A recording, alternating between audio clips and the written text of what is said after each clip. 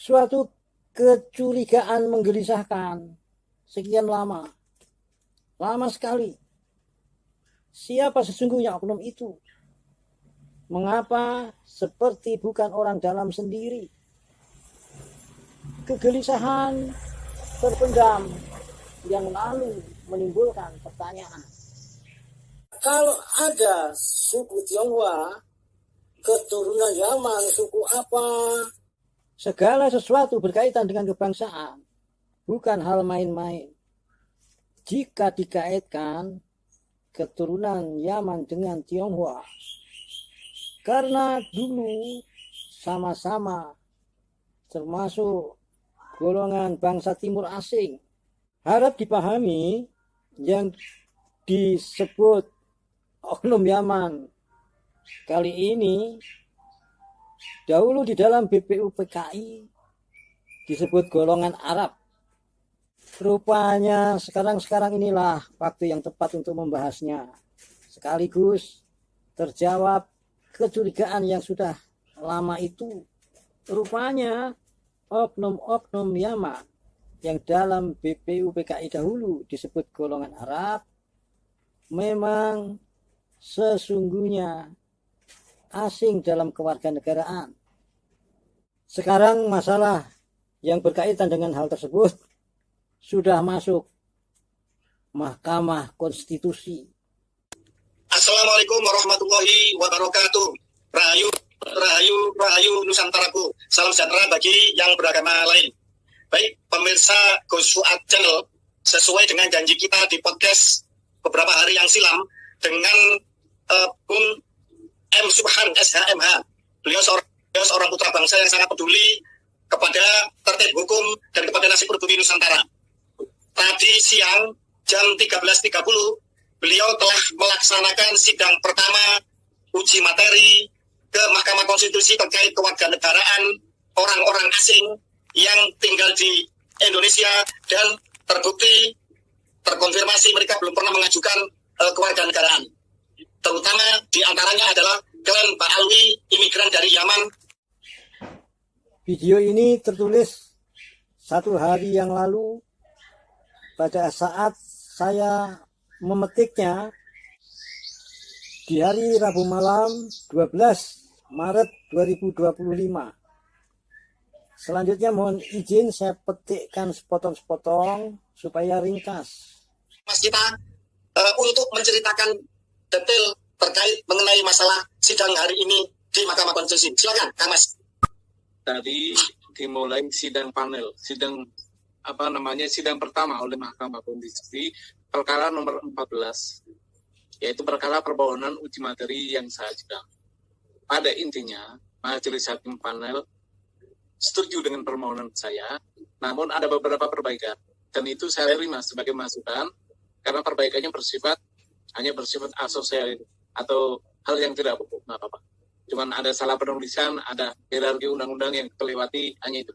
Tapi substansi daripada permohonan saya, justru hakim ada kekhawatiran. Ini berdampak sangat luar biasa, kata dia.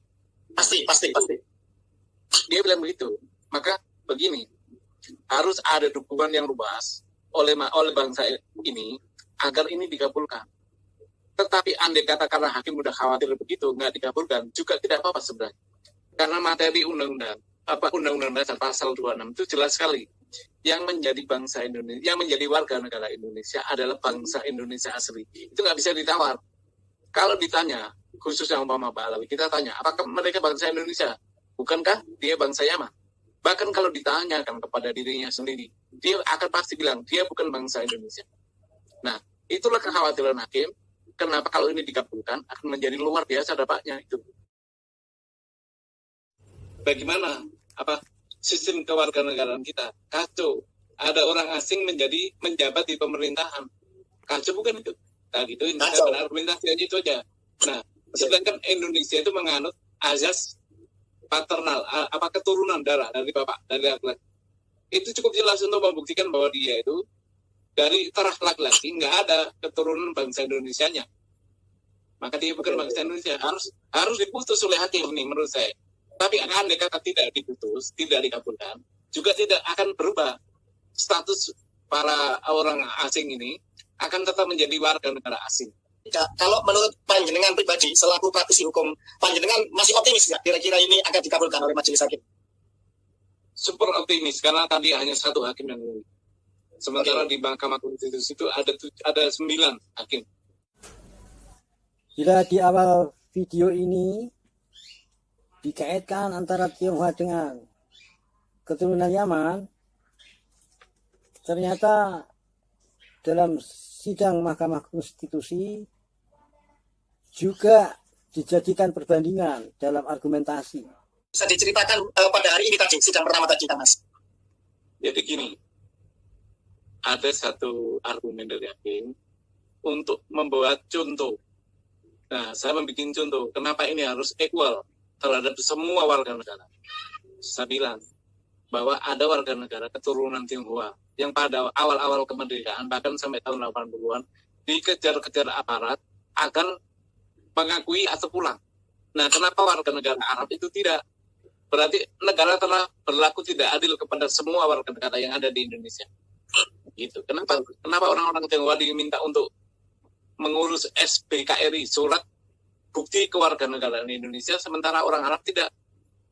Nah, saya kasih contoh itu. Artinya apa? Semua peranakan itu harus mengurus kepada kewarganegaraannya. Nah, peranakan itu siapa aja? Saya jelaskan. Saya tidak mengambil di istilahnya dokumen yang bukan negara punya, tapi dokumen negara berupa apa?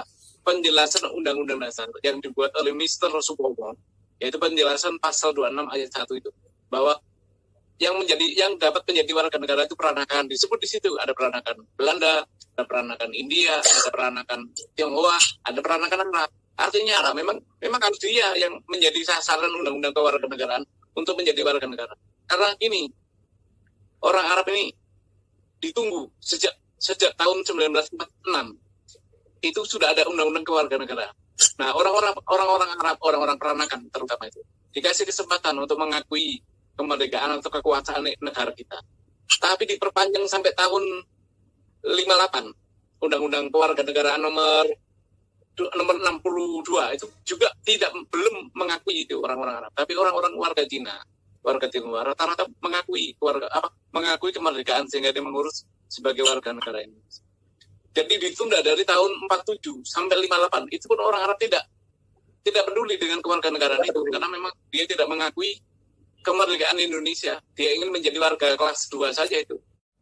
Introspeksi untuk semua. Introspeksi penting bagi aparat penyelenggara negara. Introspeksi mendesak, wahai seluruh masyarakat, luas siapapun, setelah mengetahui hal ini, makin sadarlah ancaman bahaya yang sesungguhnya terjadi. Waktu merdeka, dia menjadi warga negara. Kalau dia menjadi jadi orang asing, bukan warga negara Indonesia, maka dia harus mengurus pengesahan sebagai warga negara. Nah, itu masih kejangkau. Nenek kita, kakek kita masih hidup itu, masih menyaksikan itu. Jadi gini, saya tegaskan lagi, tanpa putusan MK, mereka orang-orang bangsa lain yang tidak memiliki pengesahan sebagai WNI dan ikut dalam pemerintahan itu gampang membuktikan. Cukup kita tanya aja, adakah pengesahan? Kalau ada pengesahan, kita cek, ada nggak tercatat di lembaran negara? Karena gini, pengesahan sebagai WNI itu dicatat dalam buku negara, buku lembaran negara. Jadi gampang ceknya. Iya. Ya, undang-undang dasar dan undang-undang kewarganegaraan cukup ya, bahwa dia itu warga negara itu bukan. Itu. Seorang Habib misalkan punya tanah atau aset atau SHM, Iya. panjenengan berani untuk menggugat bahwa dia tidak berhak atau gugur kepemilikannya? Iya, akan saya buktikan itu di pengadilan kalau ada. Bahwa apa yang dia miliki hak atas tanah SHM itu harus gugur. Gampang aja itu nanti kalau di pengadilan buktikan bahwa kamu adalah warga negara Indonesia. Nah, muncul itu bukti. Karena ini beda dengan pergulatan soal nasab. Kalau warga negara ini masih kontemporer, masih kekinian, masih bisa dijangkau, masih banyak yang hidup, undang-undangnya masih berlaku. Jadi kalau nasab itu udah puluhan ribuan tahun, jadi bisa berkelit. Tapi kalau ini nggak bisa berkelit. Betul. Kenapa? Nenek moyangnya baru berketurunan baru 3 generasi paling yang 4 lah generasi. Bahkan ada yang generasi awal mungkin. Ya. Nah, undang-undang kita masih berlaku. Saya sepakat itu.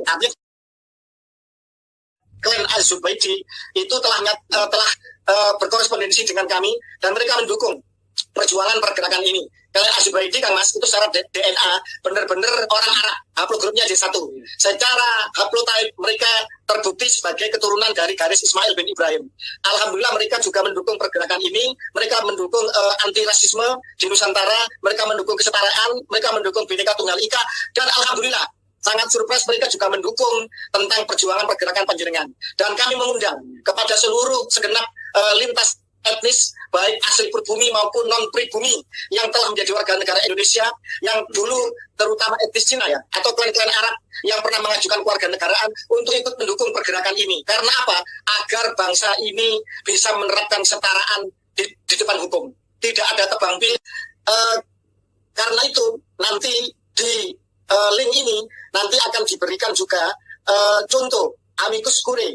Amicus curiae ini adalah sahabat pengadilan untuk dukungan baik secara pribadi maupun kelembagaan, ormas dan lain sebagainya mendukung pergerakan dan perjuangan ini. Monggo Kang Mas, ini sudah 35 menit, hampir 30 menit. Saya mohon closing statement dan boleh mohon dukungan, boleh mohon doa, boleh statement panjenengan apapun boleh. Silakan closing statement, silakan.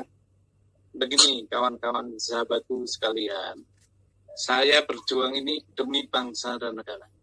Jadi saya mohon dukungannya yang diwujudkan dengan amicus curiae. Jadi dengan surat namanya sahabat pengadilan. Cukup itu. Banjiri MK dengan surat itu supaya dikabulkan. Ya.